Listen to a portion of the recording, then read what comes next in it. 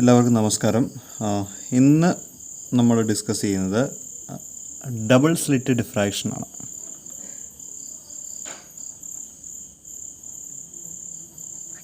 Double slit diffraction.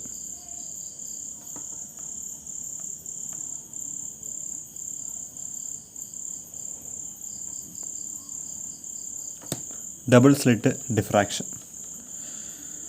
അപ്പോൾ ഫ്രെണലിൻ്റെ diffraction നമ്മൾ ഓൾറെഡി ഡിസ്കസ് ചെയ്തതാണ്.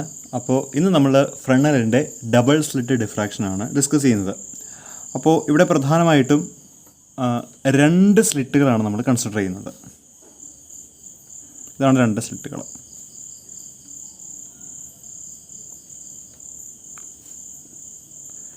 ഇവിടെ ഒരു സ്ക്രീനും വെച്ചിട്ടുണ്ട്.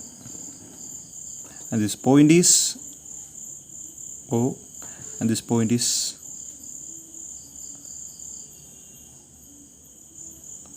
P. ഈ സ്ലിറ്റിൻ്റെ വിഡ്ത്തിനെ നമുക്ക് ബി എന്ന് വിളിക്കാം. ഈ സ്ലിറ്റിൻ്റെ വിഡ്ത്തും ബി തന്നെയാണ്. സ്ലിറ്റുകൾ തമ്മിലുള്ള അകലാണെങ്കിൽ അതിന് നമ്മൾ ഡി എന്ന് റെപ്രസെൻ്റ് ചെയ്യും. ഓക്കെ, ഇത്രയും കാര്യങ്ങളാണ് അറിഞ്ഞിരിക്കേണ്ടത്. അപ്പോൾ നമ്മളിവിടെ ഒരു ലൈറ്റ് സോഴ്സ് ഇവിടെ എവിടെയെങ്കിലും വെച്ചിട്ടുണ്ടെന്ന് വിചാരിക്കുക. ഈ ലൈറ്റ് സോഴ്സിൽ നിന്ന് ലൈറ്റ് ഇവിടെ ഒരു ലെൻസ് കൂടെ അറേഞ്ച് ചെയ്യണം കേട്ടോ. ഇവിടെ കോൺവെക്സ് ലെൻസ് അറേഞ്ച് ചെയ്യാം. And that is L and this distance is the focal length F. Okay, അപ്പോൾ ഇവിടെ നിന്നും ഒരു ലൈറ്റ് വേവ് ഫ്രണ്ട് ഇവിടെ വന്ന് വീഴും. സോ അത് ഇവിടെ റീഇൻഫോഴ്സ് ചെയ്യും. സോ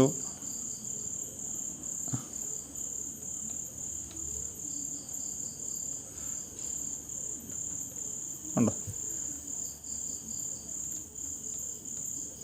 അതായത് ഇവിടെ ഒരു വേവ് ഫ്രണ്ട് വന്ന് വീണു എന്ന് വിചാരിക്കുക. ഈ വേവ് ഫ്രണ്ടിൻ്റെ ഓരോ പോയിന്റുകളും സോഴ്സ് ഓഫ് സെക്കൻഡറി വേവ്ലെറ്റുകളായിട്ട് ആക്ട് ചെയ്യുകയും ഓരോ പോയിന്റിൽ നിന്നും ഓരോ ലൈറ്റ് റേ വന്ന് വീഴുകയും ആ ലൈറ്റ് റേ ഇവിടെ റീഇൻഫോഴ്സ് ചെയ്യുകയും നമുക്കിവിടെ ഒരു ഡിഫ്രാക്ഷൻ പാറ്റേൺ കിട്ടുകയും ചെയ്യും. അതുപോലെ തന്നെ ഈ സ്ലിറ്റിലും സെയിം പ്രോസസ്സ് തന്നെ നടക്കും. സോ ലൈറ്റ് ഇവിടെ വന്ന് വീഴുന്നു, ദെൻ അത് നേരെ പിയിൽ ജോയിൻ ചെയ്യുന്നു. കണ്ടോ, ഇതിൻ്റെ ഡയറക്ഷൻ ഇത് തന്നെയാണ്.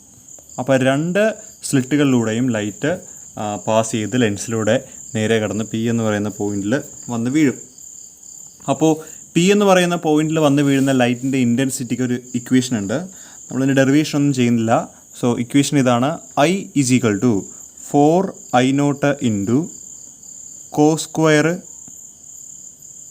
φ1/2 ഇൻറ്റു സൈൻ സ്ക്വയർ β/β സ്ക്വയർ. നമ്മൾ ഇക്വേഷൻ നമ്പർ 1 എന്നാണ് വിളിക്കുന്നത്. Where φ1 = 2π/λ into d sin θ and β = 2π/πb πb sin θ/λ. Okay, അപ്പോൾ ഇക്വേഷൻ നമ്പർ 1 നമ്മൾ എഴുതുന്ന ഈ ഒരു ടേം, അതായത് സൈൻ സ്ക്വയർ β/β സ്ക്വയർ എന്ന് പറയുന്നത് ഡിഫ്രാക്ഷൻ ഇൻറ്റൻസിറ്റിയാണ്.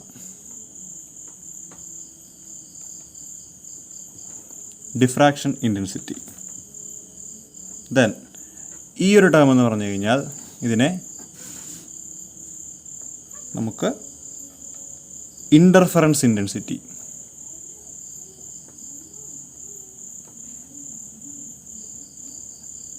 ഇൻ്റർഫറൻസ് ഇൻറ്റൻസിറ്റി എന്ന് പറയാം.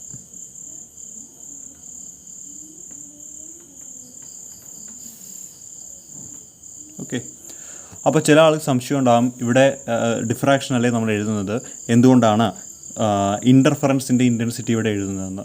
നിങ്ങളിവിടെ ശ്രദ്ധിച്ച ഒരു കാര്യം മനസ്സിലാവും. ഇവിടെ രണ്ട് സ്ലിറ്റുകളുണ്ട്. സോ രണ്ട് സ്ലിറ്റിൽ നിന്ന് വരുന്ന സോഴ്സുകൾ, ലൈറ്റ് സോഴ്സുകൾ കൊഹറൻ്റ് ആണെങ്കിൽ അത് കമ്പൈൻ ചെയ്യുകയും എനർജി റീഡിസ്ട്രിബ്യൂഷൻ ഉണ്ടാവുകയും നമുക്ക് ഇൻ്റർഫറൻസ് പാറ്റേൺ കിട്ടുകയും ചെയ്യുന്നുണ്ട്. ഓക്കെ, ദെൻ അതുപോലെ തന്നെ ഒരു സ്ലിറ്റ് മാത്രം ഉള്ളതുകൊണ്ട് ഇവിടെ ഒരു സ്ലിറ്റിൽ നിന്ന് തന്നെ ഡിഫറെൻറ്റ് ലൈറ്റ് വേവ് ഫ്രണ്ടുകൾ വരുന്നതുകൊണ്ട് അവിടെ ഡിഫ്രാക്ഷനും പോസിബിളാണ്. അപ്പോൾ ഈ ഒരു കേസിൽ നമുക്ക് ഡിഫ്രാക്ഷനും പോസിബിളാണ്, അതുപോലെ തന്നെ ഇൻറ്റൻസിറ്റിയും പോസിബിളാണ്. അതുകൊണ്ട് തന്നെ നമ്മുടെ നോട്ടിൽ നമ്മൾ അടുത്ത പേജിൽ ആയിട്ട് നമ്മളൊരു intensity distribution curve four double slit എന്ന് പറഞ്ഞ് നമ്മളൊരു ഗ്രാഫ് പ്ലോട്ട് ചെയ്യുന്നുണ്ട്. സോ ആ ഗ്രാഫിൽ നമ്മളൊരു ആക്സിസ് വരയ്ക്കുന്നുണ്ട്. ദെൻ വൈ ആക്സിസിൽ ഇൻറ്റൻസിറ്റിയാണ് നമ്മൾ റെപ്രസെൻറ്റ് ചെയ്യുന്നത്. അതുപോലെ തന്നെ ഇത് ഡിസ്റ്റൻസ് ആണ്. ഓക്കെ, സോ ഏറ്റവും സെൻട്രൽ നമുക്ക് എന്ത് കിട്ടും? ഏറ്റവും സെൻട്രൽ എന്ന് വെച്ചാൽ O, ഡിസ്റ്റൻസ് പറയും. അപ്പോൾ ഇത് നമുക്ക് ഡിസ്റ്റൻസ് ഫ്രം O എന്ന് വേണമെങ്കിൽ എഴുതാം. സോ ഏറ്റവും സെൻട്രൽ നമുക്ക് ഡിഫ്രാക്ഷൻ മാക്സിമം കിട്ടും. Then it decreases. ദെൻ അടുത്തത് കണ്ടോ ഇങ്ങനെ കിട്ടും. ഇനി ഇതിൻ്റെ ഉള്ളിലും എന്തുണ്ടാവും? ഇതുപോലെയുള്ള പീക്കുകളുണ്ടാവും.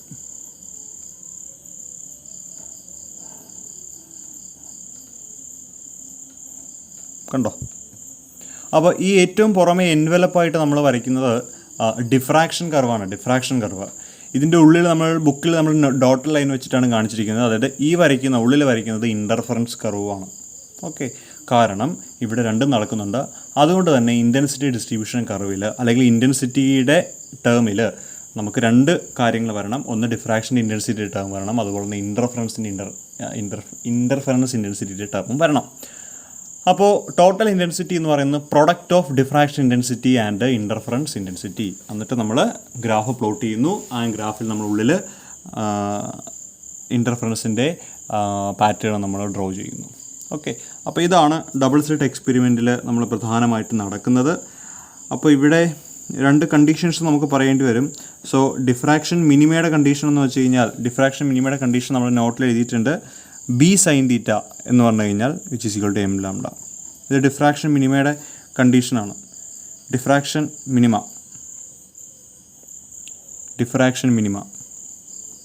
മിനിമയുടെ കണ്ടീഷനാണ്. അതുപോലെ തന്നെ D sine theta is equal to N lambda ആണെങ്കിൽ ഇൻ്റർഫറൻസ് മാക്സിമ. എന്നിൻ്റെ വാല്യൂ 0, 1, 2 എക്സെട്ര. ഇവിടെ എമ്മിൻ്റെ വാല്യൂ 1, 2, 3 എക്സെട്ര. ഇതാണ് പരിപാടി. ഓക്കെ, അപ്പോൾ ഇത്രയും കാര്യങ്ങൾ മാത്രം ഫ്രാൻഹോഫർ ഡിഫ്രാക്ഷൻ്റെ ഡബിൾ സ്ലിറ്റ് തിയറിയിൽ നമ്മൾ പഠിച്ചാൽ മതി. ഇതിന് വലിയ ഡെറിവേഷൻ ഒന്നും ചെയ്യേണ്ട ആവശ്യമില്ല. നമ്മൾ ഇത് വെച്ചിട്ടാണ് ഗ്രേറ്റിംഗ് എന്ന് പറയുന്ന കൺസെപ്റ്റ് പറയാൻ പോകുന്നത്. സോ ഗ്രേറ്റിംഗ് മിക്കവാറും ചോദിക്കുന്ന ഒരു SI ക്വസ്റ്റ്യൻ ആണ്. അപ്പോൾ അതും വളരെ ഇമ്പോർട്ടൻ്റ് ആണ്. അപ്പോൾ നമുക്ക് നേരെ ഡിഫ്രാക്ഷൻ ഗ്രേറ്റിങ്ങിലേക്ക് പോകാം. ഡിഫ്രാക്ഷൻ ഗ്രേറ്റിംഗ് എനിക്ക് തോന്നുന്നു നിങ്ങൾ ഒരുവിധപ്പെട്ട എല്ലാ ആളുകളും ഇതിൻ്റെ എക്സ്പെരിമെൻ്റ് ലാബിൽ ചെയ്തിട്ടുണ്ടോ എന്ന് ഞാൻ വിശ്വസിക്കുന്നു. അപ്പോൾ നമ്മുടെ ഹെഡിങ് ഡിഫ്രാക്ഷൻ ഗ്രേറ്റിംഗ്.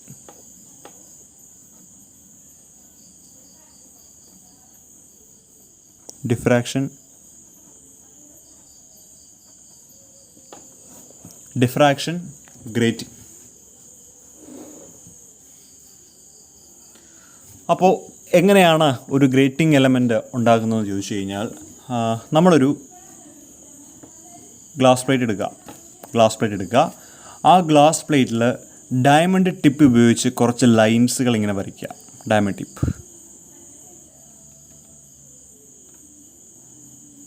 റൂളിംഗ് എന്നാണ് പറയുന്നത്. റൂളിംഗ്.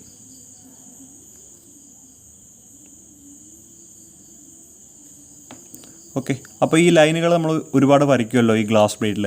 അപ്പോൾ ഈ ലൈനുകൾ എന്ന് പറയുന്നത് ഒപ്പേക്കാണ്. ഈ ലൈനുകളല്ലാത്തത് ട്രാൻസ്പെറൻ്റ് ആണ്. ഒപ്പേക്ക് എന്ന് പറഞ്ഞു കഴിഞ്ഞാൽ ലൈറ്റിനെ കടത്തിവിടാത്ത ഭാഗം. ട്രാൻസ്പെറൻ്റ് എന്ന് വെച്ചാൽ ലൈറ്റിനെ കടത്തിവിടുന്ന ഭാഗം. അതായത് നമ്മൾ ഗ്ലാസ്സിൽ എന്തെങ്കിലും വെച്ച് പോറി ഇട്ട് കഴിഞ്ഞാൽ ആ ഭാഗത്ത് നമ്മുടെ ലൈൻ വരച്ച് കഴിഞ്ഞാൽ ആ ഭാഗത്ത് കൂടി ലൈറ്റ് കടന്നു പോവില്ല. അപ്പോൾ ഇവിടെ അതുപോലെ തന്നെയാണ്. ഒരു ഗ്ലാസ് പ്ലേറ്റ് എടുക്കുന്നു, ഡയമണ്ട് ടിപ്പ്, വളരെ നേർത്ത ഡയമണ്ട് ടിപ്പ് ഉപയോഗിച്ച് നമ്മൾ ഒരുപാട് ലൈൻസുകൾ വരയ്ക്കുന്നു. അപ്പോൾ എനിക്ക് തോന്നുന്നു ഇപ്പോൾ 1 സെൻറ്റിമീറ്ററുള്ള ഇപ്പോൾ ഒരു ഇത്ര സെൻറ്റിമീറ്റർ എന്നായിരിക്കും. ഇപ്പോൾ 2 സെൻറ്റിമീറ്റർ അല്ലെങ്കിൽ 1 സെൻറ്റിമീറ്റർ എന്നൊക്കെ പറഞ്ഞിട്ട് നമുക്ക് ഓരോ ഗ്രേറ്റിംഗ് എലമെൻറ്റ് കിട്ടും. ആ ഗ്രേറ്റിംഗ് എലമെൻറ്റിൽ പലപ്പോഴും 5000 ലൈനുകൾ വരെ കാണും. അല്ലെങ്കിൽ ഇപ്പോൾ 5 സെൻറ്റിമീറ്ററുള്ള ഒരു ഗ്രേറ്റിങ്ങിൽ 5000 ലൈനുകൾ വരെ അതിൻ്റെ അകത്ത് റൂൾ ചെയ്തിട്ടുണ്ടാവും. അപ്പോൾ റൂളിംഗ് പോർഷൻസിൽ, അതായത് വരച്ചിരിക്കുന്ന പോർഷൻസിൽ ഒപ്പേക്ക് ലൈറ്റിനെ കടത്തിവിടില്ല, വരയ്ക്കാത്ത പോർഷൻസിൽ ലൈറ്റ് കടത്തിവിടും. അപ്പോൾ ശരിക്കും പറഞ്ഞു കഴിഞ്ഞാൽ അത് ഓരോ സ്ലിറ്റുകളായിട്ടാണ് ശരിക്കും ആക്ട് ചെയ്യുന്നത്. സ്ലിറ്റുകൾ. അപ്പോൾ ഇതിൻ്റെ തിയറി പാർട്ട് പറയുമ്പോൾ നമുക്ക് പ്രധാനമായിട്ടും ഒരു ഡെറിവേഷനാണ് വേണ്ടി വരിക. സോ ഡെറിവേഷൻ, അതായത് sine theta is equal to NN lambda. ഇതാണ് ഇതിൻ്റെ ഡെറിവേഷൻ. സോ ഈ ഡെറിവേഷനാണ് നമുക്ക് ഇതിൻ്റെ അകത്ത് തിയറി ആയിട്ട് പറയേണ്ടി വരുന്നത്. അപ്പോൾ എങ്ങനെ ഒരു ഗ്രേറ്റിംഗ് ഉണ്ടാക്കാം എന്ന് ചോദിച്ചു കഴിഞ്ഞാൽ ഒരു ഗ്ലാസ് പ്ലേറ്റ് എടുക്കുക. ഗ്ലാസ് പ്ലേറ്റിൽ ഡയമണ്ട് ടിപ്പ് വെച്ച് നമ്മൾ വരച്ച് കഴിഞ്ഞാൽ ലൈൻസുകൾ വരയ്ക്കുക.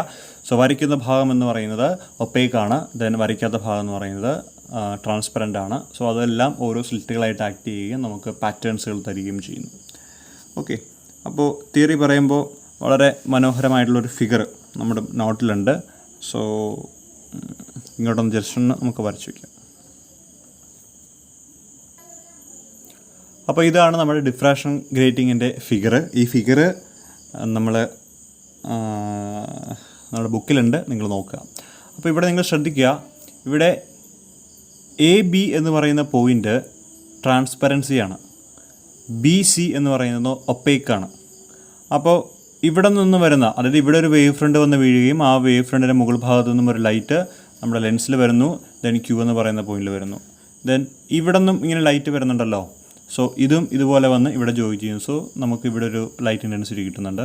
അതുപോലെ P എന്ന് പറയുന്ന പോയിന്റ് യാതൊരു ഡിഫ്രാക്ഷനും കൂടാതെ ലൈറ്റുകൾ നേരെ വന്ന്, അതായത് നമ്മുടെ ഗ്രേറ്റിങ്ങിലൂടെ ലൈറ്റ് നേരെ വന്നും Pയിൽ വീഴുന്നുണ്ട്. We get a central maximum. അപ്പോൾ നമുക്ക് Pയിലാണ് സെൻട്രൽ മാക്സിമം കിട്ടുന്നത്. അവിടെ ഈ പറയുന്ന ഡിഫ്രാക്ഷനോ മറ്റു കാര്യങ്ങളോ ഒന്നും വരുന്നില്ല. ഓക്കെ, അപ്പോൾ ഈ കാര്യങ്ങളെല്ലാം ബുക്കിൽ എഴുതിയിട്ടുണ്ട്. അപ്പോൾ ഇവിടെ നമുക്ക് ബാക്കി ഡെറിവേഷനാണ് ഇമ്പോർട്ടൻ്റ് ആയിട്ട് വേണ്ടത്. അപ്പോൾ ഇവിടെ നിങ്ങൾ ശ്രദ്ധിക്കുക, A എന്ന് പറയുന്ന ഇവിടെ നിന്നും ലൈറ്റ് വേവ് ഫ്രണ്ട് ട്രാവൽ ചെയ്ത് Qയിൽ വന്ന് വീഴുന്നുണ്ട്. C എന്ന് പറയുന്ന പോയിന്റിൽ നിന്നും ലൈറ്റ് വേവ് ഫ്രണ്ട് സിയിൽ നിന്നും ലൈറ്റ് വേവ് ഫ്രണ്ട് ട്രാവൽ ചെയ്ത് Qയിൽ വന്ന് വീഴുന്നുണ്ട്. ഓക്കെ, അപ്പോൾ ഇവിടെ A എന്ന് ഈ ദൂരത്ത് നമ്മൾ A എന്നാണ് റെപ്രസെൻറ്റ് ചെയ്യുന്നത്, അതിൻ്റെ താഴെ ദൂരത്ത് നമ്മൾ B എന്നാണ് റെപ്രസെൻറ്റ് ചെയ്യുന്നത്. സോ A+B എന്ന് പറയുന്നതാണ് നമ്മൾ ഗ്രേറ്റിംഗ് എലമെൻറ്റ് എന്ന് പറയുന്നത് A+B ആണ്. അപ്പോൾ Pയിൽ നമുക്ക് സെൻട്രൽ മാക്സിമം കിട്ടും. അതുപോലെ തന്നെ ഇവിടെ ഒരു പാത്ത് ഡിഫറൻസ് ഉണ്ട്. ഇപ്പോൾ Aയിൽ നിന്നും ലൈറ്റ് വേവ് ഫ്രണ്ട് ട്രാവൽ ചെയ്ത് Qയിൽ വന്ന് വീഴും, Cയിൽ നിന്നും ലൈറ്റ് വേവ് ഫ്രണ്ട് ട്രാവൽ ചെയ്ത് Qയിൽ നിന്ന് വീഴും. അപ്പോൾ ഈ രണ്ട് ലൈറ്റും പാസ് ചെയ്യുമ്പോൾ ഇവിടെ ഒരു പാത്ത് ഡിഫറൻസ് ഉണ്ട്. സോ ഇതിനെയാണ് നമ്മൾ പാത്ത് ഡിഫറൻസ് എന്ന് പറയുന്നത്, ഡെൽറ്റ. അപ്പോൾ AK എന്ന് പറയുന്നതാണ് നമ്മുടെ പാത്ത് ഡിഫറൻസ്. അപ്പോൾ path difference delta is equal to എന്താണെന്ന് എഴുതാം, A ഇൻറ്റു K എന്ന് എഴുതാം. Path difference delta is equal to AK. ഇനി ട്രയാങ്കിൾ ACK നിങ്ങൾ കൺസിഡർ ചെയ്തേ, ട്രയാങ്കിൾ ACK. സോ ACK എന്ന് സൈൻ തീറ്റ കണ്ടുപിടിക്കുക, sine theta. So sine theta is equal to AK divided by AC. So sine theta is equal to AK എന്ന് വെച്ചാൽ ഡെൽറ്റയാണ്. ഈ AC എന്ന് പറയുമ്പോൾ ഇവിടം തൊട്ട് ഇവിടം വരെയാണ്. സോ A+B എന്ന് കൊടുക്കാം, A+B. So delta is equal to A+B into sine theta. എന്താണ്? A+B into sine theta. And take it as equation number 1. Equation number 1 എന്നെടുക്കുക.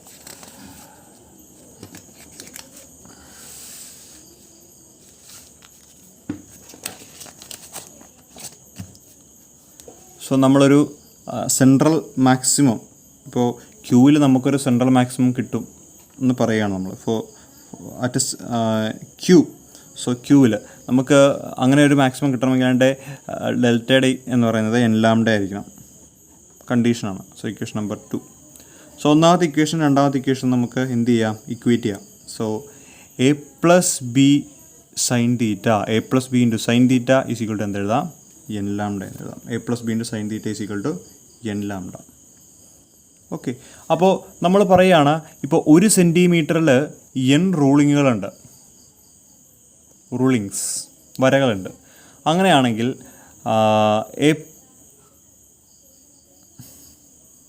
Per സെൻറ്റിമീറ്ററുണ്ട്. അങ്ങനെയാണെങ്കിൽ n into A+B is equal to എന്തെഴുതാം, 1 എന്ന് എഴുതാമല്ലോ, ശരിയല്ലേ? n into A+B is equal to 1 എന്ന് എഴുതാം. So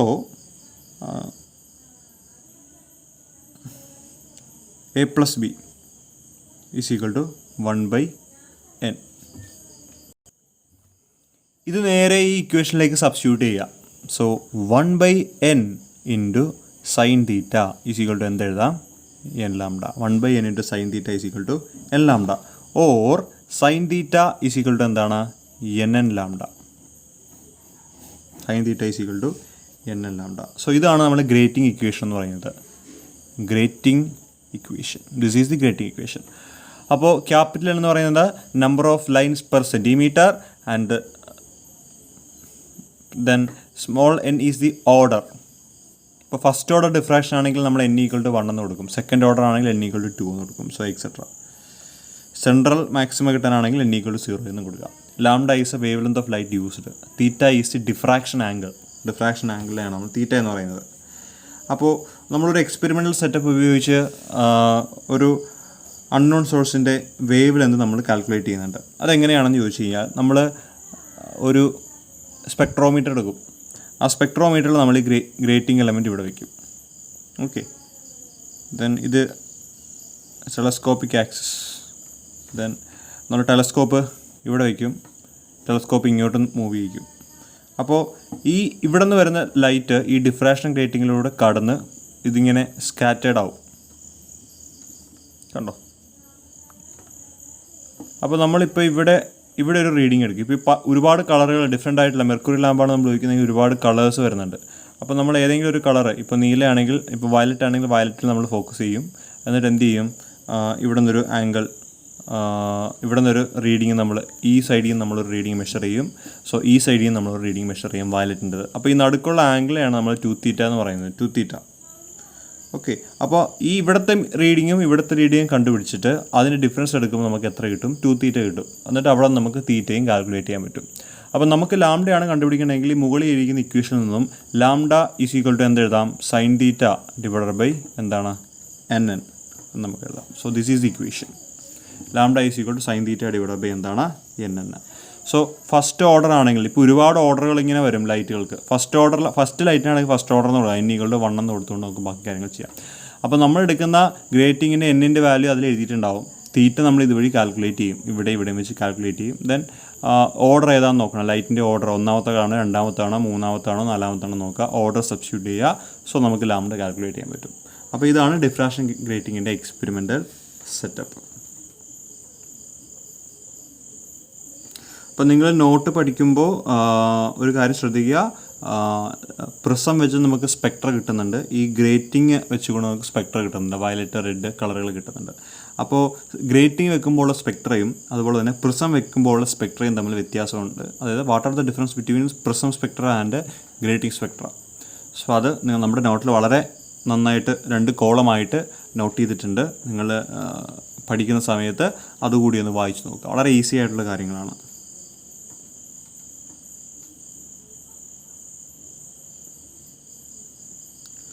okay, ഈ ടോപ്പിക്ക് കഴിഞ്ഞാൽ ഇനി നമുക്ക് പഠിക്കാനുള്ളത് റിസോൾവിങ് പവറാണ്. Resolving power. ഓക്കെ, അപ്പോൾ resolving power of optical instruments അതാണ് നമ്മൾ ഇന്നല്ല കണ്ടിന്യൂ ചെയ്ത് ഡിസ്കസ് ചെയ്യുന്നത്. അപ്പോൾ റിസോൾവ് ചെയ്യുക എന്ന് പറയുമ്പോൾ നിങ്ങൾക്ക് മനസ്സിലാവുന്നുണ്ടാവും. അതായത് ഒപ്റ്റിക്കൽ ഇൻസ്ട്രുമെൻറ്റ്സ് ഒരുപാടുണ്ട്. മൈക്രോസ്കോപ്പ് ഉണ്ട്, ടെലസ്കോപ്പ് ഉണ്ട്. ഇതൊക്കെ ഒപ്റ്റിക്കൽ ഇൻസ്ട്രുമെൻറ്റ്സ് ആണ്. അപ്പോൾ നിങ്ങൾക്ക് മൈക്രോസ്കോപ്പിൻ്റെ റിസോൾവിങ് പവറിൻ്റെ ആണ് തിയറി പഠിക്കാനുള്ളത്. അപ്പോൾ എന്താണ് റിസോൾവിങ് പവർ എന്ന് ചോദിച്ചു കഴിഞ്ഞാൽ എന്താണ്? നമ്മളൊരു ഒപ്റ്റിക്കൽ ഇൻസ്ട്രുമെൻറ്റിലൂടെ, ഇപ്പോൾ ഫോർ എക്സാമ്പിൾ ഇപ്പോൾ ഇവിടെ ഒരു പോയിൻ്റ് ഉണ്ട്, ഇവിടെ ഒരു പോയിൻ്റ് ഉണ്ട്. അപ്പോൾ നമ്മളൊരു മൈക്രോസ്കോപ്പിലൂടെ ഈ 2 പോയിൻറ്റുകൾ ഒബ്സർവ് ചെയ്യുകയാണ്. അങ്ങനെയാണെങ്കിൽ ഈ 2 പോയിൻറ്റുകളോ വ്യക്തമായും ക്ലാരിറ്റിയോടും കൂടി രണ്ടായിട്ട്, അതായത് വ്യക്തമായിട്ടും രണ്ടായിട്ടും കാണാനുള്ള ഒരു ഇൻസ്ട്രുമെൻറ്റിൻ്റെ കഴിവിനെയാണ് അതിൻ്റെ റിസോൾവിങ് പവർ എന്ന് പറയുന്നത്. It is an ability of an optical instrument to produce distinct and separate the images of 2 objects which are very close together. അടുത്തടുത്തുള്ള 2 ഒബ്ജക്റ്റുകളെ വ്യക്തമായും രണ്ടായിട്ടും ഡിസ്റ്റിങ്ക്റ്റ് ആയിട്ടും കാണാനുള്ള ഒരു ഒപ്റ്റിക്കൽ ഇൻസ്ട്രുമെൻറ്റ്സിൻ്റെ കഴിവിനെയാണ് അതിൻ്റെ റിസോൾവിങ് പവർ എന്ന് പറയുന്നത്. അപ്പോൾ റിസോൾവിങ് പവർ എപ്പോഴും വളരെ ഡീറ്റെയിലായിട്ട് പറയണമെങ്കിൽ അതിൻ്റെ തിയറി ഭാഗത്തേക്ക് നമ്മൾ പോകണം. അപ്പോൾ Rayleigh criteria for resolution. So അതാണ് ഇതിൻ്റെ തിയറി ബേസ് എന്ന് പറയുന്നത്. എന്താണ് റെയ്ലേ ക്രൈറ്റീരിയ?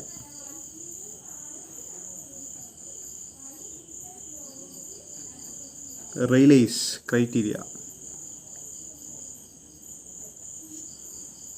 ഫോർ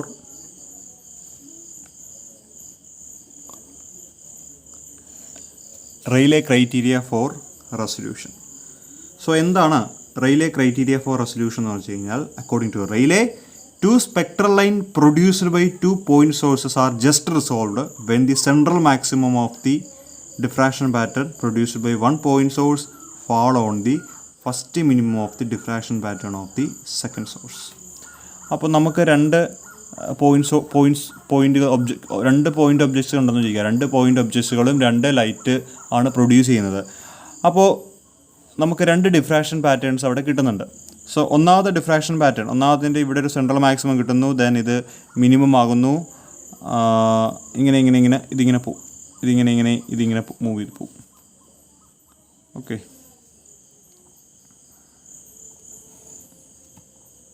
സോ ഇവിടെ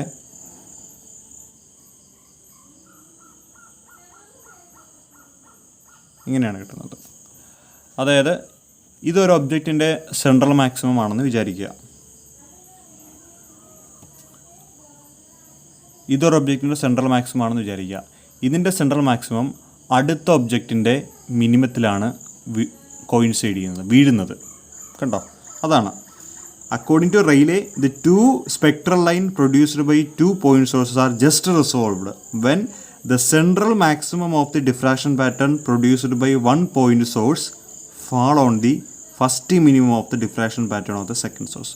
ഫസ്റ്റ് സോഴ്സിൻ്റെ സെൻട്രൽ മാക്സിമം എന്ന് പറയുന്നത് സെക്കൻഡ് സോഴ്സിൻ്റെ മിനിമത്തിൽ വീഴുണ്ടാവണം. സോ അതാണ് റെയ്ലേ ക്രൈറ്റീരിയ ഫോർ റെസൊല്യൂഷൻ എന്ന് പറയുന്നത്. ഓക്കെ, അപ്പോൾ അതും വളരെ ഇമ്പോർട്ടൻ്റ് ആണ്. അപ്പോൾ നമ്മുടെ നോട്ടിൽ ടെലസ്കോപ്പിൻ്റെ പോർഷൻ നമ്മുടെ നോട്ടിൽ പറയുന്നുണ്ട്. ഈ പറയുന്ന തിയറി ബേസിസ് നമ്മൾ ചെയ്യുന്നുണ്ട്. അത് നമുക്ക് ഇമ്പോർട്ടൻ്റ് അല്ല. നമ്മുടെ സിലബസിൽ നമുക്ക് കിടക്കുന്നത് റിസോൾവിങ് പവർ അല്ലെങ്കിൽ മൈക്രോസ്കോപ്പിൻ്റെ റിസോൾവിങ് പവറും അതിൻ്റെ എബിലിറ്റി കുറിച്ചാണ് നമ്മൾ പറയുന്നത്. അപ്പോൾ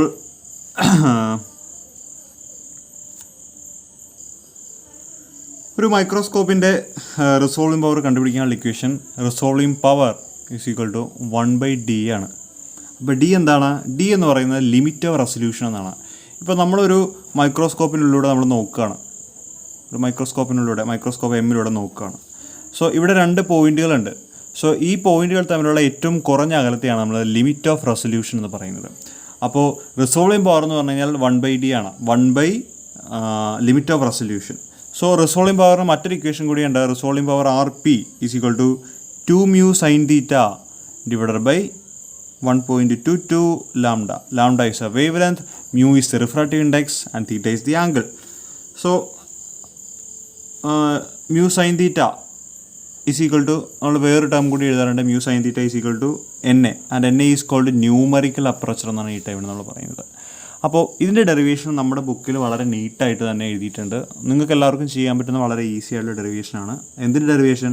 resolving power R is equal to 2 mu sin theta divided by 1.22 lambda എൻ്റെ ഡെറിവേഷൻ നമ്മുടെ നോട്ടിലതുണ്ട്. അപ്പോൾ ആ ഡെറിവേഷൻ നിങ്ങളൊന്ന് നോക്കണം, വളരെ ഇമ്പോർട്ടൻ്റ് ആണ്.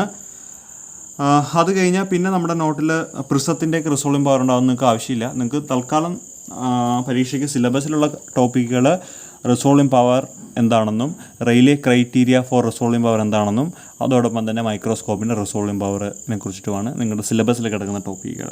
അപ്പോൾ അതുകൊണ്ട് resolving power of A microscope കുറച്ച് ഇമ്പോർട്ടൻ്റ് ആണ്. ഇക്വേഷൻ മാത്രം പഠിച്ചാൽ പോരാ, ഷോർട്ട് ആൻസർ ആണ് നമുക്ക് ഇക്വേഷൻ മാത്രം എഴുതിയാൽ മതി, അല്ല എങ്കിൽ ഡെറിവേഷൻ ചെയ്യണം. അപ്പോൾ അതുകൊണ്ട് ഡെറിവേഷനും ഇമ്പോർട്ടൻ്റ് ആണ്, അതും ചെയ്യണം.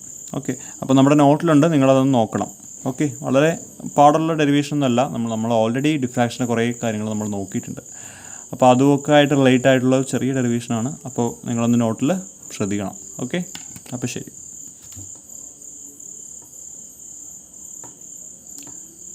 ഒരു കാര്യം കൂടി നിങ്ങളോട് പറയാനുണ്ട്. കാര്യം വേറൊന്നുമില്ല, നമ്മൾ എസ്സേ പഠിക്കുമ്പോൾ ഒന്ന് സോർട്ട് ചെയ്ത് പഠിക്കാൻ ശ്രദ്ധിക്കുക.